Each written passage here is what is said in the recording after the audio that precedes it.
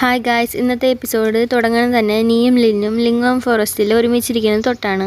നീയും ലിന്നും അങ്ങനെ സംസാരിച്ചിരുന്ന് നീ ലിന്നിൻ്റെ തോളിൽ കിടന്നിട്ട് ഉറങ്ങിയിട്ടുണ്ടാവും. അപ്പം ലിൻ അവളെ ആദ്യം കണ്ടത് മുതലുള്ള എല്ലാ കാര്യങ്ങളും ആലോചിച്ച് നോക്കും.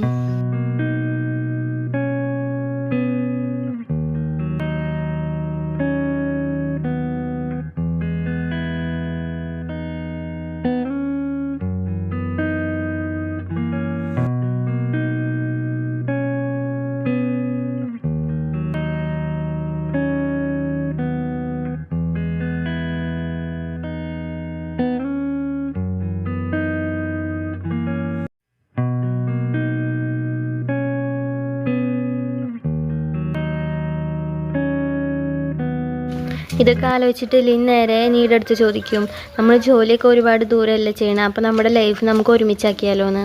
അപ്പോൾ നീ എന്താ മനസ്സിലായില്ല എന്ന് പറയുമ്പോൾ ഞാൻ നിൻ്റെ ലൈഫിലേക്ക് വരട്ടെ എന്ന് ചോദിക്കും. അപ്പോൾ നീയും ഓക്കെ പറയും.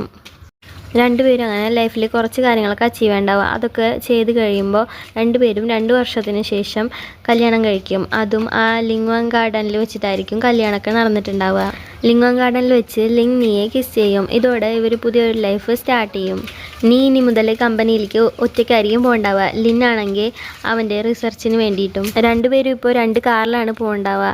രണ്ടുപേരും അങ്ങനെ 2 വഴിക്ക് പോവും. അങ്ങനെ അവരവരുടെ ലൈഫ് സ്റ്റാർട്ട് ചെയ്തിട്ടുണ്ടാവും. രണ്ടുപേരും അവരവരുടെ ലൈഫിൽ ബിസി ആയിരിക്കും. ലിന്നാണെങ്കിൽ അവന് പുതിയതായിട്ട് കുറേ കാര്യങ്ങൾ കണ്ടുപിടിക്കാനുണ്ടാവും. അവൻ കൂടുതലായിട്ട് റിസർച്ച് ചെയ്തുകൊണ്ടിരിക്കും. അതിൻ്റെ ഇടയിൽ അവർ ഒരുമിച്ച് കുക്ക് ചെയ്യാനും സമയം സ്പെൻഡ് ചെയ്യാനൊന്നും മറക്കില്ല. അവരുടെ ലൈഫ് അങ്ങനെ മുന്നോട്ട് പോകും. അങ്ങനെ 10 വർഷം കഴിയും. നീയുടെ ബിസിനസ് ഒരുപാട് പുരോഗമിച്ചിട്ടുണ്ടാവും. സിറ്റിയൊക്കെ ഒരുപാട് വളർന്നിട്ടുണ്ടാവും. നീ ഇപ്പോൾ വലിയൊരു പൊസിഷനിലായിരിക്കും ഉണ്ടാവുക. അവരുടെ കമ്പനിയിലൊക്കെ പുതിയ ഫെസിലിറ്റീസൊക്കെ വന്നിട്ടുണ്ടാവും. പിന്നീട് കാണിക്കാൻ ലിന്നിൻ്റെ റിസർച്ചാണ്, അതെല്ലാം സക്സസ് ആയിട്ടുണ്ടാവും. അപ്പോൾ അവനും പ്രൊഫസറൊക്കെ നല്ല ഹാപ്പി ആയിരിക്കും. പിന്നീട് നീയാണ് കാണിക്കുന്നത്. അവൾ പുതിയതായിട്ട് ഒരുപാട് സോളാർ പാനൽസ് ഒരു സ്ഥലത്ത് സെറ്റ് ചെയ്തിട്ടുണ്ടാവും. അവർ അതിനെക്കുറിച്ച് ആ സ്ഥലത്ത് നിന്ന് സംസാരിക്കുമ്പോഴാണ് ഒരു അസിസ്റ്റൻറ്റ് പറയുക, അതാ ലിൻ വരണമെന്ന്. അപ്പോൾ നീ വേഗം ഓടി ലിന്നിൻ്റെ അടുത്തേക്ക് പോവും. എന്താ ഇവിടെ വന്നതെന്ന് എനിക്ക് മനസ്സിലായി, റിസർച്ച് സക്സസ് ആയില്ലേന്ന് നീ ലിന്നിൻ്റെ അടുത്ത് ചോദിക്കും. അപ്പോൾ ലിൻ ആണെന്ന് പറയുമ്പോൾ ഞാനൊരു സാധനം കാണിച്ചു തരാമെന്ന് പറഞ്ഞാൽ അവനെ കൂട്ടി ഒരു സ്ഥലത്തേക്ക് പോകും. അവളും അവളുടെ ബിസിനസ്സിൽ ഒരുപാട് സക്സസ് ആയിട്ടുണ്ടാവും. പിന്നീട് വർഷം 2028 ഉണ്ടാവും.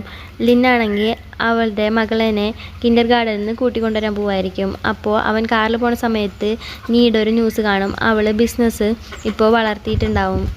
അവൾ എക്സ്പോർട്ടിങ്ങിൻ്റെ ആവശ്യത്തിന് വേണ്ടി പുറത്തേക്കൊക്കെ പോയിരിക്കായിരിക്കും. ലിൻ ഈ ന്യൂസൊക്കെ കാണുമ്പോൾ നല്ല ഹാപ്പിയാവും. എന്നിട്ട് നേരെ അവൻ കിൻഡർ ഗാർഡനിലേക്ക് പോകും. അവിടെ അവരുടെ മകളുണ്ടാവും. അവരുടെ മകൾ നേരെ ലിന്നിൻ്റെ അടുത്ത് വന്നിട്ട്, അമ്മ വരാറായോ? അമ്മ വരാതെ ഞാൻ ഭക്ഷണം കഴിക്കില്ല എന്ന് ലിന്നിൻ്റെ അടുത്ത് പറയും. അപ്പോൾ ലിൻ, നിനക്ക് മുടി കെട്ടി തന്നതിന് തന്നെ അമ്മ എന്നെ ചീത്ത പറഞ്ഞു, ശരിയായിട്ടില്ല എന്ന് പറഞ്ഞു. നീ ഭക്ഷണം കൂടി കഴിക്കാതിരുന്ന അമ്മ എൻ്റെ അടുത്ത് കൂടുതൽ ദേഷ്യപ്പെടും എന്ന് പറയും. എന്നിട്ട് നേരെ അവർ നീയെ കൂട്ടാൻ വേണ്ടി എയർപോർട്ടിലേക്ക് പോകും. നീയാണെങ്കിൽ ഇവരെ കാണുമ്പോൾ തന്നെ വന്ന് ഹഗ് ചെയ്യും. അങ്ങനെ അവർ ഹാപ്പി ആയിട്ടുള്ള ഒരു ഫാമിലി ആയിരിക്കും. നീയുടെ മകളാണെങ്കിൽ അവരുടെ പോക്കറ്റ് മണിയിൽ നിന്ന് എടുത്ത പൈസ കൊണ്ടായിരിക്കും അവൾക്ക് ബൊക്കെയൊക്കെ മേടിച്ചു കൊടുത്തിട്ടുണ്ടാവുക. അതൊക്കെ അവർ പറയുന്നുണ്ടാവും. പിന്നീട് നീ അവളുടെ ഒപ്പം ജോലി ചെയ്ത ആൾക്കാരുടെ അടുത്തൊക്കെ ഇനി മൺഡേ ജോലിക്ക് വന്നാൽ മതി, നാളെ മുതൽ ജോലിക്ക് വരണ്ടെന്ന് പറയും. അങ്ങനെ അവർക്കൊക്കെ ലീവും കൊടുക്കും. അപ്പോൾ അവരൊക്കെ നിങ്ങൾ നല്ലൊരു ബോസാണെന്നും പറഞ്ഞ് അവിടെ നിന്ന് പോവും.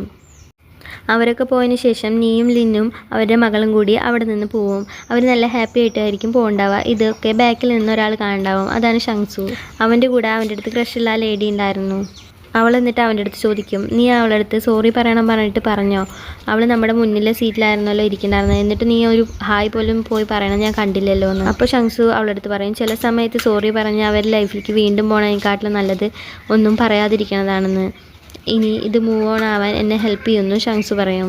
ആ തലപൊട്ടി അവരുടെ ഫ്രണ്ട് വന്നിട്ട് ലിൻ അങ്ങനെ പോണ് കാണുമ്പോൾ, അത് ലിന്നല്ലേ, വലിയ റിസർച്ചറൊക്കെ അല്ലേ, ഇപ്പോൾ റിസർച്ചിലൊക്കെ വലിയ സക്സസ് ആയില്ല എന്നൊക്കെ പറയുന്നുണ്ടാവും.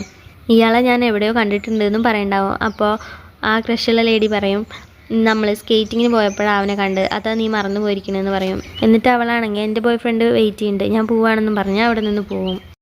ആ തല പൊട്ടിയതിന് അവിടെ നിന്ന് പോയിണ്ടാവും. അപ്പോൾ ഷങ്സു നീ പോയ സ്ഥലത്തേക്ക് നോക്കും. അപ്പോൾ അവിടെ ആരും ഉണ്ടാവില്ല. അപ്പോൾ അവൻ ആ ഗ്രാജുവേഷൻ ഡേയുടെ തലേ ദിവസം ആലോചിക്കും. നീ അവൻ്റെ അടുത്ത് ബായ് പറഞ്ഞു പോയ ദിവസം അന്നായിരുന്നു അവൾ ശരിക്കും അവൻ്റെ അടുത്ത് ബായ് പറഞ്ഞതെന്ന് അവന് മനസ്സിലാവും. അവനങ്ങനെ ആലോചിച്ച് നിൽക്കുമ്പോൾ ഇപ്പോൾ ആ സ്ഥലത്തും അവളുണ്ടാവില്ല. ഷങ്സു അവളിൽ നിന്ന് മൂവ് ഓൺ ആയെന്ന് ഇതിലൂടെ കാണിക്കുന്നു. പിന്നെ കുറച്ച് നേരം ഷങ്സു അവിടെ നോക്കി നിന്ന് ചിരിച്ചിട്ട് അവിടെ നിന്ന് പോവും. പിന്നീട് കാണിക്കുന്ന ലിന്നും നീയും അവരുടെ മകളെയാണ്. അവർ ഉറങ്ങാനുള്ള പുറപ്പാടിലായിരിക്കും. അവരുടെ മകളാണെങ്കിൽ ചോക്ലേറ്റ് വേണമെന്നൊക്കെ പറയുന്നുണ്ടാവും.